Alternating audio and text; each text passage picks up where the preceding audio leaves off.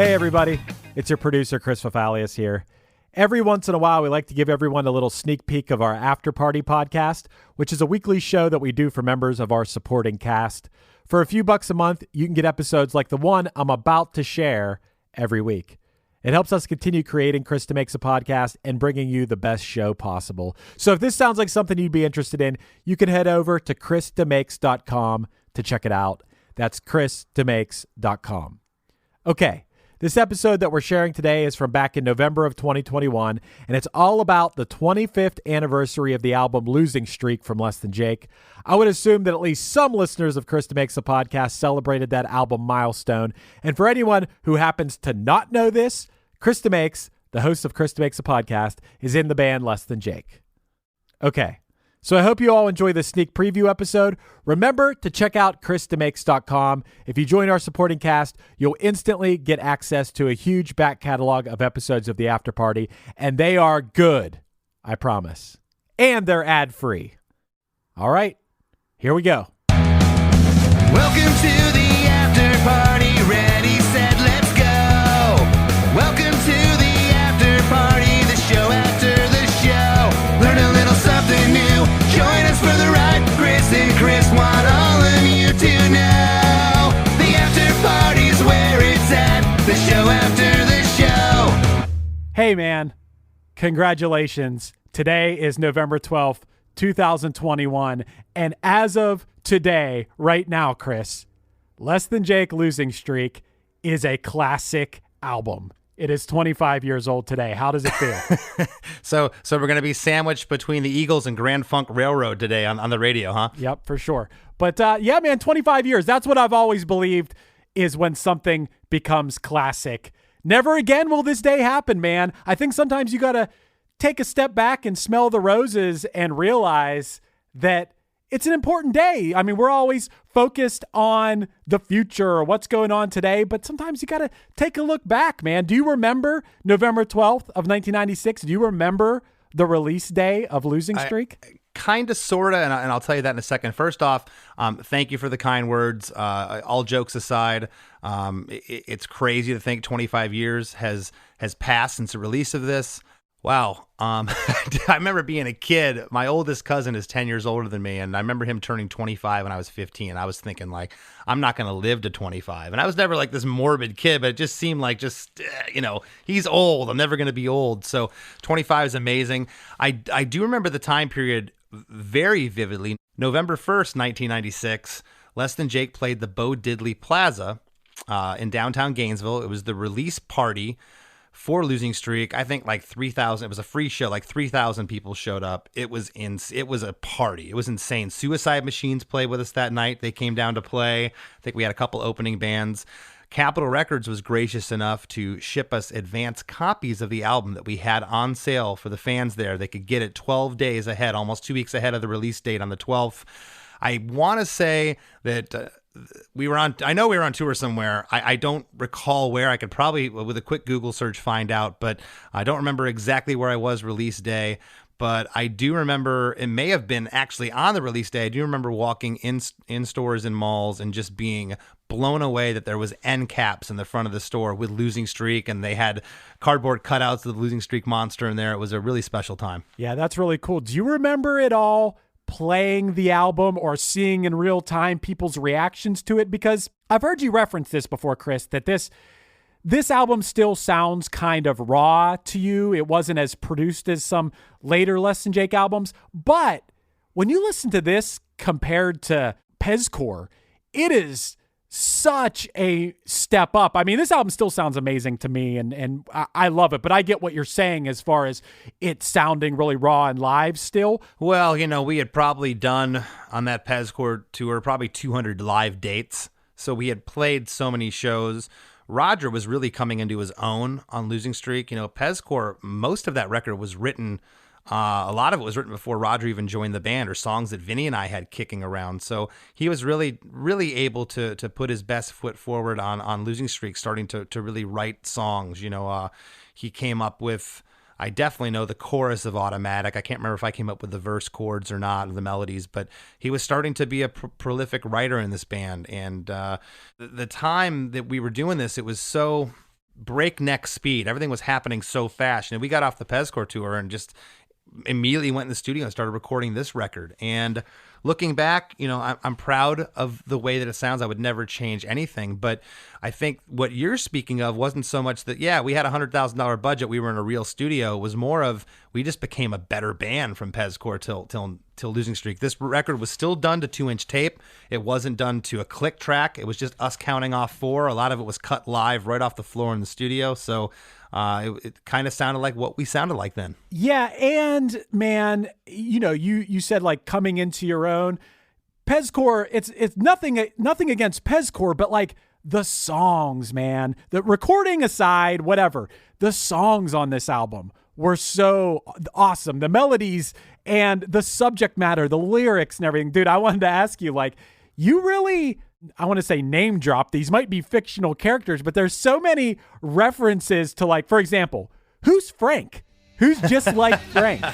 That's actually 2 Franks. It was, hi, Dave Frank, if you're listening. Hi, Frank Barber, if you're listening. These were 2 punk rockers in Gainesville that were just, we were getting signed. We were sellouts. We weren't part of their scene. They were notorious shit talkers.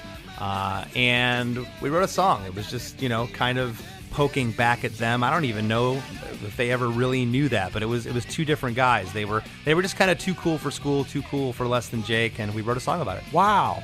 That's crazy. I might be getting sued for libel. I actually said their real last names. Who was the Jen that didn't like you anymore? Hi, Jen Sunderland. Jen, I haven't seen Jen since then, but I ran into her little brother probably about 15 years ago or so. He showed up at a show. He's like, I'm Jen Sunderland's brother. And Jen was this ska girl that was, she had a old 4-door Plymouth. I think it was like a Plymouth Skylark or something, and she had checkerboards around it. And I ran into her. She was all dolled up. I was going into the Hardback one night in Gainesville, and I saw this car and her get out of it. And we just started talking, and we became fast friends, and everything was platonic between us. We weren't dating or anything like that, but we'd go to ska shows together. We were, hang out, drink beers, and just she loved ska music. And we had a bass player before Roger. He had left the band, was kicked out, whatever you want to say, and she was friends with him too, and she kind of took his side on the matter. And, I was 19 years old, so what do? You write a song about it. She doesn't like me anymore. Yeah. It's funny the things you write about, and maybe sometimes you look back and you like cringe a little bit about things like that because you're young, but I'm glad to hear that's cool. I mean, people could go back and listen. We did an episode about Johnny Quest thinks we're sellouts. You can go back in the Chris DeMakes a podcast to last year and take a listen to that. So we don't need to get into that story as much. Same kind of thing as we did. We recently talked about 9th at Pine that you guys actually, was that in Portland that you saw a fight? That was at La Luna in Portland, which is a now defunct venue. That was at 9th Street and Pine Avenue, or Pine Street and 9th Avenue, something. It's 9th and Pine, yeah. Who's Doug Hastings? Doug was a guy from Venice, Florida. I never met Doug. Doug was a friend of Vinny's, and I don't know exactly what happened with them. They had a falling out, or just, Vinny had lived in Venice, Florida from the time he was like 16 to 17, maybe like a year. That's when he first moved down from Jersey, and then they relocated to Port Charlotte, and that's where I met him. So don't know exactly. What about, is there an actual Happy Man? Who was the Happy Man? Was that referencing yourselves or what? No, that's a hard one to talk about because I'm 99.9% sure I know who it is, but I'm just going to go ahead and say I think Happy Man was Vinny's dad. And that's all I'll say about it. Okay, yeah. And why were you never going back to New Jersey? I think that was Vinny kind of saying that, that was a time of his life that he wanted to slam the door on, and it's funny, we would of course play New Jersey, one of our biggest markets ever to this day in the United States, and people would joke about it. Well, you're back, you thought you were never coming back. And it was kind of this running joke, but I think that was him kind of getting over some issues and things that he was coming to grips and terms with, and I think that he kind of slammed the door on that, and that was that, and he wrote a song about it. I'm not going to keep going in on all these songs like that, but I got to tell you, and I just talked about this, I dropped a little bonus episode in our thing about the year 1996, so my memory of this was seeing the Automatic video on 120 Minutes. I had heard Dope Man on a local college radio station. And that's what got me first interested in your band, and I got your CD. But then seeing you guys on 120 Minutes, I was like, whoa. And that video, just seeing it was like basically like live footage of you guys playing. Do you know where that video was filmed? Like what show that was at? So yeah, absolutely. The video was shot. There was footage from that Gainesville show, the live show from the Bo Diddley Plaza, and JBTV out of Chicago, who's been around forever. They're a local cable access show, music show. We've done interviews with them to this day. We still talk to JBTV. They filmed a live show of ours at the Metro in Chicago, and there's actually a scene in the Automatic video where we used to train spank, where we'd stand up as a band and the fans would walk through our legs and we'd paddle their asses as they went through, which is absolutely ridiculous and horrifying at the same time to think of today. Yeah. I don't think there was anything. There was not. That was just all in good fun. It wasn't anything. Yeah, but now, I don't think that would fly now. None of us had a spanking fetish, but there's something to be said about a 22-year-old spanking a 17-year-old. You could digest that, but at my age now, it might be a little harder. But yeah, so both of those shows, the live footage was put into the Automatic video. It was all live, which was funny to us too, because this was edited by somebody for probably a couple $100, and the thing made it on MTV. Bands were doing $100,000 to $300,000 budget videos. Here we threw together some live footage, and that was the first introduction to the band that people got. Right, and me as a punk rock teenager seeing that music video, that was the greatest. Yeah, you're talking about all these music videos. That was so great. I couldn't wait to go see you guys live. I was so excited, and it may have been that Race Around Uranus tour.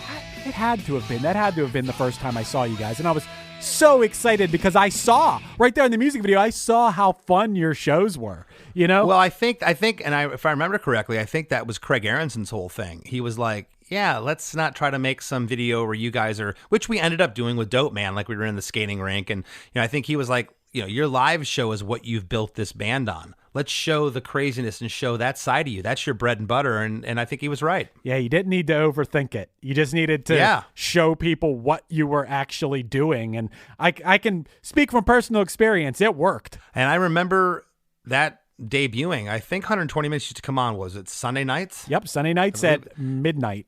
It was midnight, and I had gotten home. I was working at Gumby's Pizza. I probably got home that night at 11:30, right around midnight. And I remember Vinny and his ex-girlfriend at the time sitting in front of the TV.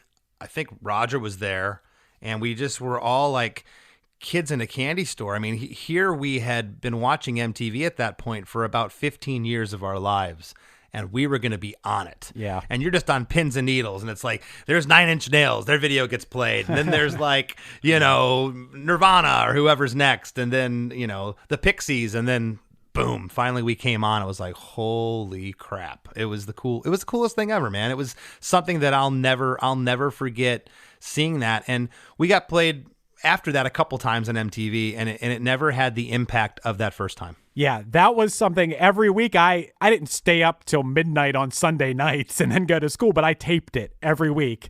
And I probably somewhere still have those tapes of taping 120 minutes. And it was always really exciting to see like a punk rock band. I remember that's where the first time I ever saw Rancid was on there. I remember seeing the Get Up Kids on there. I remember seeing like the first time you see a band where it's like, oh, they're from, I don't know, I call it my world. They're from my world of like what I listen to, and now they're on MTV. It was exciting, For sure, yeah. And it was exciting to us. It was something that we never would have thought was going to happen. But that whole time period, like I had mentioned before, it was just happening so fast. I remember when we were recording Losing Streak out in California, that the singer from Wasp, I ended up talking to him while I was out there. To make a long story short, their publicist was in the building. I had gotten to talking to her one day, realized that's who it was, and I said, man, if I could ever talk to Blackie, it'd be a dream come true. Their singer, Blackie Lawless. And he called when we were mixing Losing Streak in Capitol Studios Room B out there. And I'll never forget him saying, he said, never forget the recording of your first record. And we had made Pezcore, but those were just like demos that we compiled into an album. But I'll never forget him saying that. He says, you'll never be able to recreate the first experience. And man, I soaked it in when we were out there. Me, Roger, and Buddy were out there mixing the record, and we had a ball, and I'll never forget it. On the actual release day, did you guys play a show? Were you on tour? Were you at home? Well, like I said, yeah, I know that we were on the road, but I could probably Google it and find out. I know there's a Less Than Jake concert history out there. I don't remember where we were at, but I do remember that time period, as I said, where I would walk into malls, and they have these things called end caps. And record labels paid a lot of money to get you featured. And what an end cap was, basically you would walk into the store and it'd be like, it would hit you in the face. It would just be this cardboard cutout of a Losing Streak monster with 100 Less Than Jake Losing Streak CDs right there, and it was basically, letting people know this is our featured artist for this 15 minutes of fame or whatever, or 15 minutes of time, buy this type thing. And that was the other cool thing about Capitol, is they really knew that we came from a grassroots situation, and that record was on sale for $7.99 in the major outlets then. I remember that. We really pushed for that. We wanted to get our music out there. It still wasn't about making money to us. It was always about, who can we turn on to this band? That was our whole thing, is the more people that know the songs are going to want to come see the band live. And that's what we lived for, was playing live. Still do.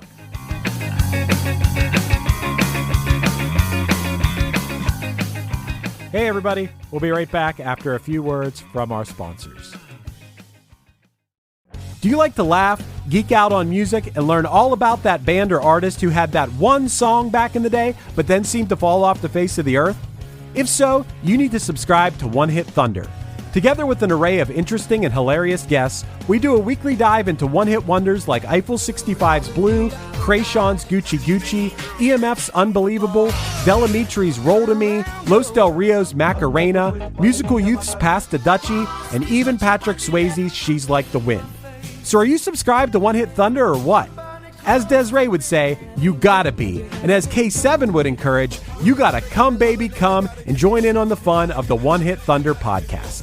Come, baby, come, baby, baby, come, come. Come, baby, come, baby, baby, come.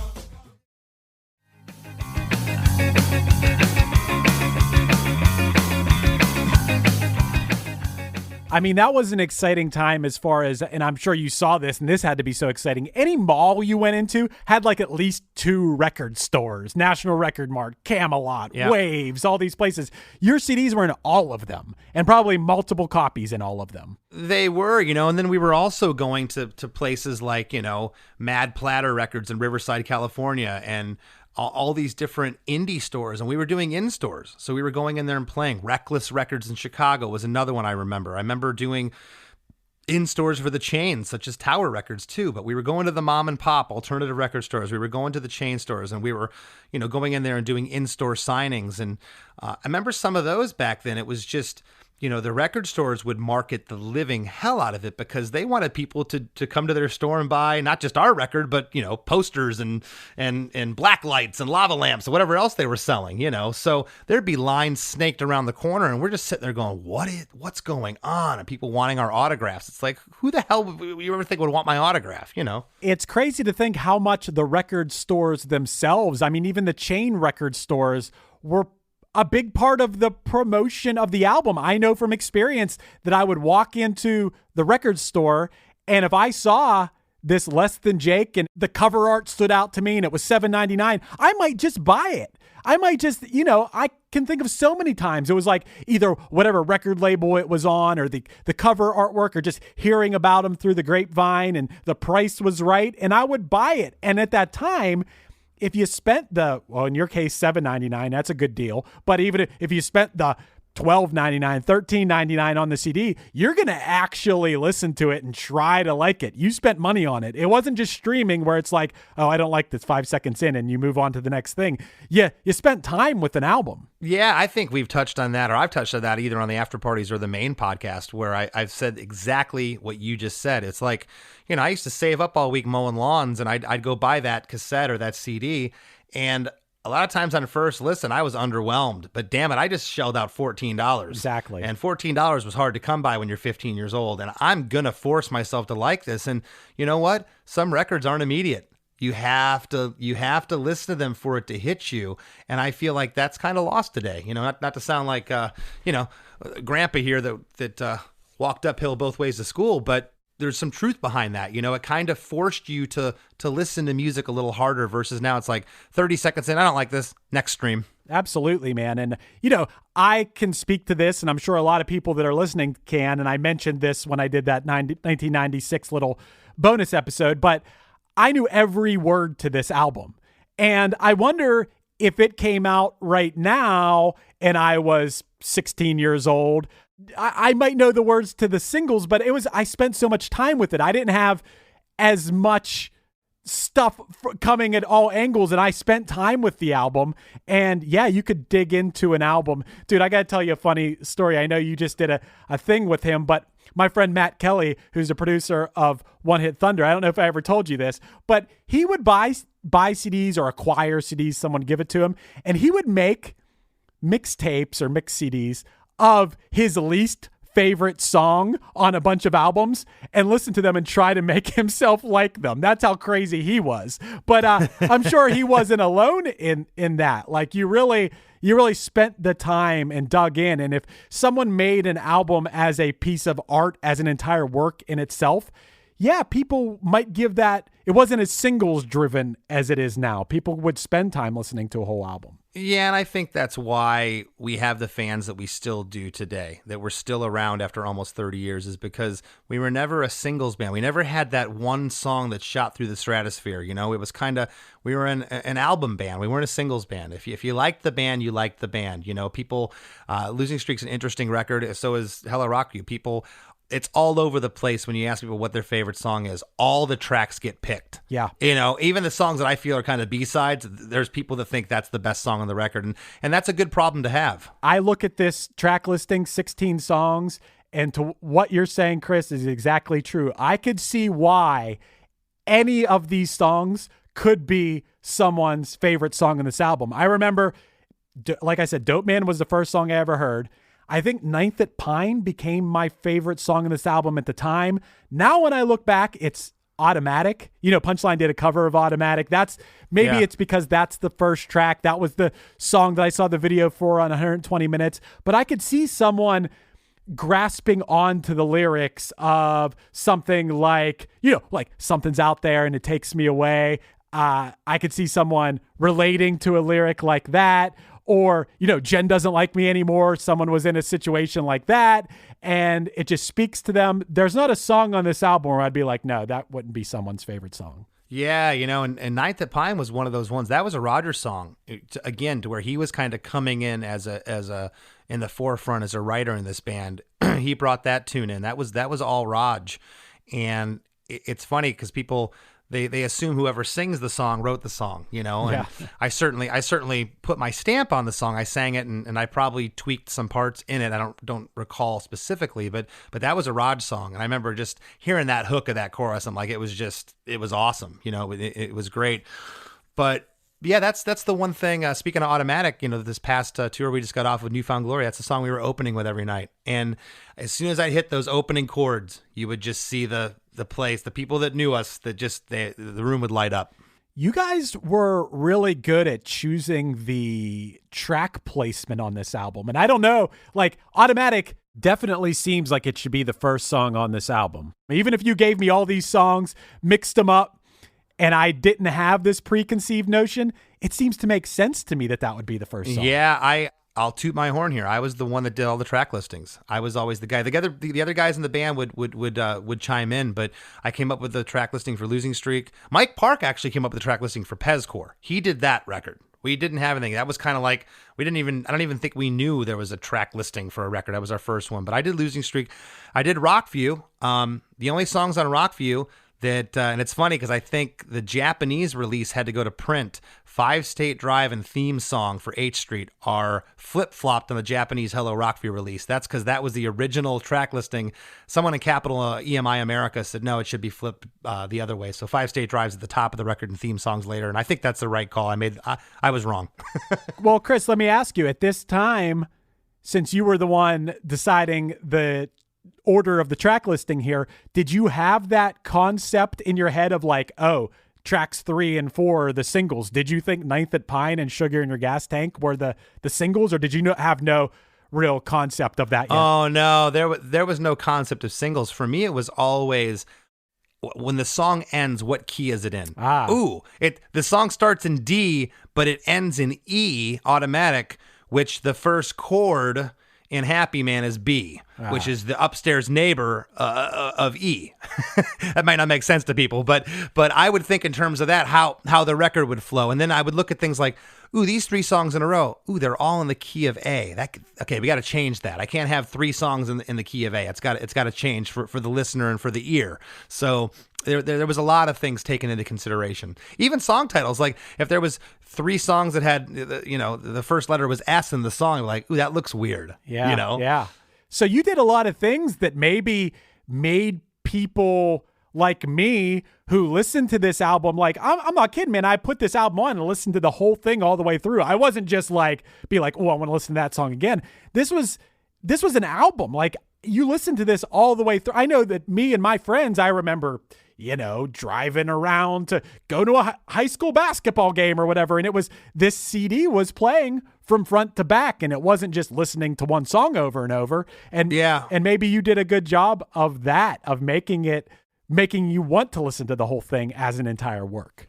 Well, and also I think that kind of goes with when you'd go to the bargain bin used cutout CD section of record stores, and you'd see this mountain of records from these bands that had one single and the rest of the CD was crap. Yeah. There was never many used, at least back in the day, Losing Streak and Rockview in stores. People weren't taking them back, which told you that they were a fan of the band. They liked all the songs. They weren't just there because they saw Automatic on MTV and if you liked Automatic, the rest of the record was cut from the same cloth. It wasn't like you weren't going to like the rest of the record. A lot of times back then it was the single that was this outstanding, crazy track. They got the $1 million producer to do the single, and the rest of the album they cut at some demo studio, and it doesn't sound like that track. It's not indicative of what that track was, and that wasn't us. It was just, here we were.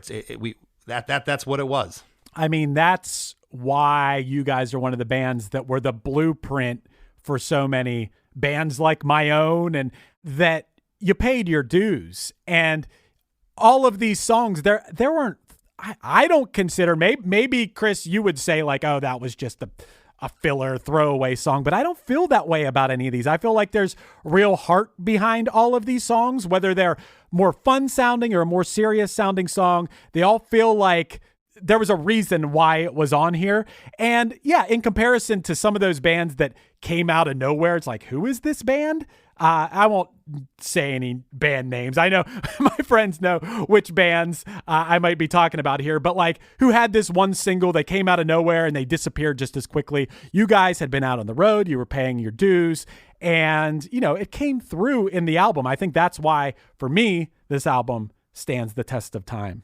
Well, thank you very much. Yeah, it's I'm kind of glad we did this episode, because it's hard to sometimes think in terms of anniversaries or pat yourself on the back, and it's cool that you acknowledged it, and they're just great memories. I love talking about it. Yeah, I'll pat you on the back. And can I put you on the spot? It depends. I see there's a very pretty acoustic guitar behind you as we're recording this right now. Will you play a Losing Streak song on acoustic?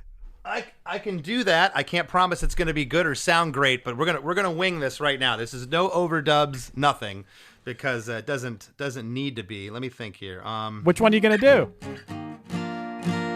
A lot of songs on this record are tough because the horns are so predominant in our band, especially on this record. There was a lot of horn parts on this record, but one that's kind of doable is "How's My Driving, Doug Hastings." Nice. So I'm gonna take a stab at this one, and this is one take. My voice is not warmed up. I'll stop making excuses. I might even mess up the lyrics. We haven't played this one in a while, but I'm gonna try my best. Here we go. Right, Friday night on coke with a crowbar. I left at 2 in the back of Doug's car without a plan and feeling fucked up. Looking for something, yeah, for ourselves. Friday night at 3 at a side door. Doug said, trying to get the door once more. I said, man, this is all fucked up. Looking for something, yeah, for ourselves. Feeling kind of weird, yeah, and I'm thinking to myself, feeling kind of weird. thinking to myself, fuck Doug, I'm not going out like this. I said, man, I'm all I got, won't be missed, and this makes no sense to me. It ain't the way it's supposed to be. Whoa, way it's supposed to be. Right, Friday night, I'll go with a crowd up to 2 in the back of Doug's car without a plan. Feeling fucked up, looking for something out for ourselves. Feeling kinda weird, yeah, and I'm thinking to myself, feeling kinda weird, thinking to myself, fuck Doug, I'm not going out like this. I said, man, I'm all I got, won't be missed, and this makes no sense to me. It is the way it's supposed to be. Yeah, how's my driving? Right! Woo! Dude, that was awesome. I got to tell you, that song, I think that's the first song I ever heard a Coke reference in, which I think is pretty awesome. Also, Coca-Cola. Oh, okay, sure. And also, dude, sometimes, for me personally, I'm sitting here watching you do that, and you're my friend, we make this podcast, whatever, and then you start playing that, and I'm like, oh, wait a second. This dude is in one of my favorite bands of all time, and he's just playing this song here. I just had everyone's going to hear this eventually. I just had a one-man personal concert from a dude, one of my favorite bands ever. That was pretty awesome, man. I'm glad I can share it with everybody who's listening. But when we just recorded this, that's wild. That was like, I don't know. I don't even know how to explain it. It was a very surreal moment. So thanks for doing that, man. Two universes colliding. Thank you, Chris. And thanks to all the fans out there that have supported this record in particular and the band in general. Thank you so much. And we'll see you next week for another exciting after party.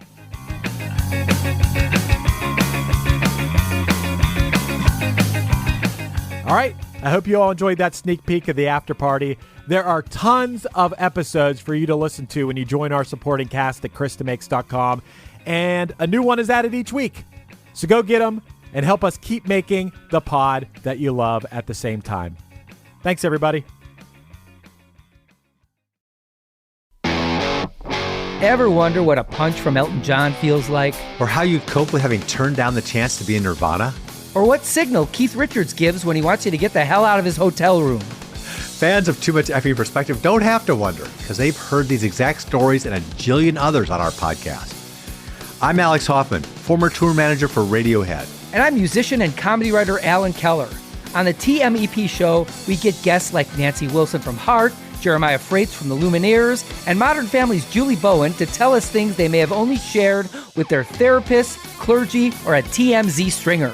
So join us on Too Much Effing Perspective. That's EFFING Perspective. The only podcast you crank up to 11.